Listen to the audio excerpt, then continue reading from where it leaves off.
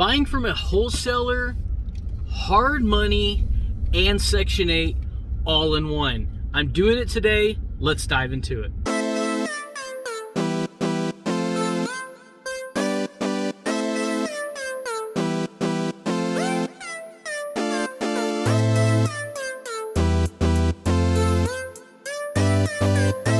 What's going on, guys? Welcome to the channel. My name is Dauria, and I own a portfolio of single-family, multifamily, and commercial units. I'm a full-time real estate investor, or part-time, or I don't work at all. You can do whatever you want as a real estate investor because you are not stuck to the 9 to 5. And this channel is all about financial freedom. So if you like that, be sure to subscribe. Today we're going to talk about buying from a wholesaler, the process in which that takes, using a hard money lender to buy the house in the first place, and Section 8 the house to begin with. We're gonna go over the numbers. Here we go. Okay, so today I just got off the phone with my wholesaler. He said that he's gonna give me all the details after I found the property, analyzed it, all that good stuff. We're gonna skip all that. It's a good deal. I decided it was. I told him I'm gonna do it. This is what happened. So he's gonna get back to me in 2 hours on my email. He's gonna send me basically the wholesale contract, and I'm gonna go ahead and look it over, make sure it's, you know, what it should be. I'm gonna go ahead and sign it, and then what I'm gonna do, and this is very common, is you're gonna go get a check for typically $5,000. Could be a little bit more, typically not less. The $5,000 goes towards the purchase price, however, is non-refundable. That means if you do not close for whatever reason, that $5,000 is gone because you've been basically holding up the process for 2 or 3 weeks. That's how long closing is on this one, is 3 weeks. And that's basically their money that they relist the property, and your money is gone. So when you put down the $5,000, you need to be sure that you've already locked up and secured funding, because if you put down the $5,000 and then you call a hard money guy, and then for whatever reason that falls through, good luck. You need to sell a kidney because you cannot buy this house at that point. Or 4 or 5 or 6 kidneys if it's a really expensive house, and we only have 2. So that doesn't work. So this is what I'm going to do today. I'm going to go home in 2 hours. I'm going to go look at the property now. I have my sister with me. Her name is Meredith. Hi, y'all. Say hi. And we're going to kill some time. We're going to show her the property, and then we're going to go sign the paperwork. Going to go get the $5,000 cashier check, hand deliver it today to the title company, not to the wholesaler. Okay, you give it to the title company because that's how fraud happens. And what that does is, now this is the reason I don't mail it, because if I mail it, it's not a locked up secure deal until funding is paid. So I'm going to hand deliver it today, so it is a locked up secure deal, so nobody else can buy it from out from under me. Also, time is of the essence because this wholesaler and this property have a open house tomorrow. I was told the house is $307,900.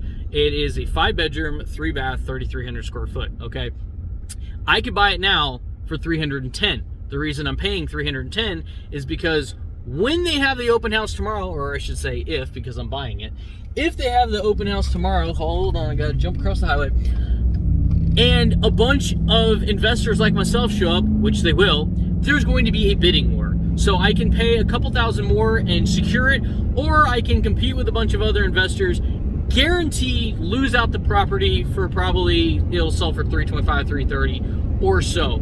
There are some comps in this area right now for $500,000. They haven't sold yet, so I don't know if they're technically comps, but they are on the market right now, and I hope they sell before I do my cash out refi, because I will use that as a sweet comp. Now we're going to talk about the hard money process. So I'm bringing some money to the table, not all of it, because the trick in real estate investing is not to use your own money, also called OPM. That's other people's money, because I'm going to use other people's money to finance this deal, get it under contract. Then I'm going to do a cash out refinance to pay off the expensive hard money that'll put me into cheaper money with other people's money as well.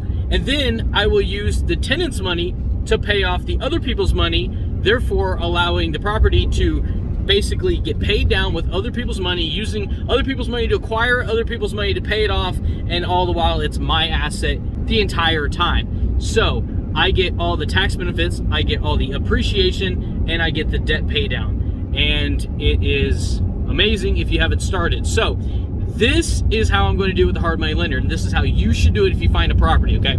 You need to call several hard money lenders in your area. In this case, I called 4, 3 of which I know have good reputations, 1 of which I've actually done business with as a private money lender. And I said, look, tell me your rates, because look, if you call one person, you don't know if that's a good rate. You don't know if that's the going term. You don't know anything. You just go, oh, okay, that's what he's charging. Is it good? I don't know. You call 4 of them, you'll have a much better idea of what's a going rate in the current marketplace, because the marketplace changes. Guys, the rates years ago were like 5 points higher than they are today. Like, that is a ridiculous, massive improvement in hard money rates, only because Fannie and Freddie loans, you know, the typical loan you get at a bank is so low. The hard money guys have had to kind of come down a little bit, so they're semi-competitive. It's hard to justify a 14% interest rate when the banks are charging, 3.1 or 2.8. That's a 10 point spread. That's a pretty tough margin, guys. So here's the thing: when you call a bunch of hard money lenders, you need to know already what your out is. How are you getting rid of this property? Now, when I say get rid of it, I'm not getting rid of it, but I am paying. What I mean by getting rid of it is, how are you getting rid of the loan from the hard money guy? Because a hard money lender is short money. A private money lender is long money. Private money can go out to 30 years, guys. Fixed for 30 years. It's awesome. Like 5.5%. I mean, even lower in the 4s sometimes. Like, it is awesome. No tax returns, no debt requirement. Like, this thing is amazing. Okay, but you need to know right off the bat how you're going to get out of it. Are you a fix and flipper? Probably, possibly. Wholesaler wouldn't be doing this because you wouldn't be buying in the first place, most likely. But if you're a fix and flip guy and you think 6 months is great, or 12-month loans, sometimes 12-month loans like the same price as 6. Might as well take the 12. Why shoot yourself in the foot on 6? Give yourself a little extra time for, stuff that comes up like life.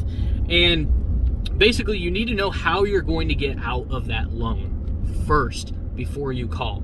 In this case, I'm going to get a short-term loan. I'm going to do a cash out refinance from another property I already own outright, or at least have a bunch of equity in it. Doesn't matter, as long as you can grab enough money to pay off your hard money. You're using your hard money in order to acquire the property now, and then you're going to get cheaper money somewhere else to pay them off. Okay, but you use that hard money to say, I'm going to get this property now. It's got $75,000 in built-in equity, basically, right? It'll cost me maybe $4,500 in fees or so, but I'm still making money, and making 70 grand is a whole lot better than making 0. And that's kind of the name of the game. So property details, like I said, this is a huge house, and this is my very first Section 8 rental. My very first Section 8 property. The reason I picked a ridiculous size big house is because I buy properties that I would live in myself. And if I have a bunch of kids, I want them to be in a good zip code, in a safe neighborhood, in a good school district, and this house has all 3 of them. Matter of fact, we're driving there right now, and I'm going to show you exactly what this house looks like, because I not only buy for cash flow, but more importantly, I buy for location and appreciation. And typically location brings appreciation, and appreciation here in North Texas has been higher than normal at 15% per year. And my entire portfolio has done 15% every year, plus the cash flow, plus the debt pay down. So the IRR, the internal rate of return, is ridiculous as a real estate investor if you understand the game. And I have found a realtor, broker / property manager that specifically does Section 8 properties themselves and have been doing them for 15 years. So I'm going to pay him the equivalent of 1 month's rent, and he's going to show me how to do all the paperwork, and I'm going to save all this so I can do it myself for all the other cities in the future as well. He's going to market the property, he's going to vet the tenants, he's going to get them put in, and you might ask, well, a 5-bedroom house, why would you pick such a big house? Because Section 8, or HUD, where they call it, pays per bedroom.